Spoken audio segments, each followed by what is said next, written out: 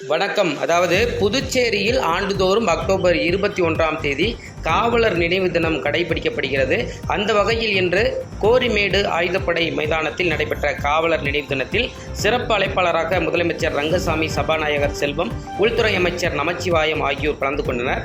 தொடர்ந்து கொட்டும் மலையில் நடைபெற்ற போலீஸ் அணிவகுப்பு மரியாதையை ஏற்றுக்கொண்ட முதலமைச்சர் ரங்கசாமி மலையில் நனைந்தபடி பணியின் போது உயிர் நீத்த காவலர்களின் நினைவிடத்தில் மலர் வளையம் வைத்து மலர் தூவி மரியாதை செலுத்தி வருகிறார். இதேபோல் சபாநாயகர் செல்வம், உள்துறை அமைச்சர் நமச்சிவாயம், காவல்துறை தலைவர் ஷாலினி சிங், டிஐஜி சத்தியசுந்தரம் உள்ளிட்ட காவல்துறை உயர் அதிகாரிகள் காவலர்கள் நினைவிடத்தில் மலர் வளையம் வைத்து மரியாதை செலுத்தி வருகிறார்கள். அந்த காட்சியை நாம் தற்போது பார்த்து வருகிறோம்.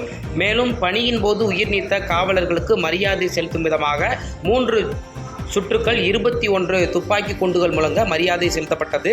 இந்த நிகழ்வில் காவல்துறை அதிகாரிகள், பணியின் போது உயிரிழந்த காவலர்களின் உறவினர்கள், பொதுமக்கள் என அனைவரும் திரளாக கலந்து கொண்டனர்.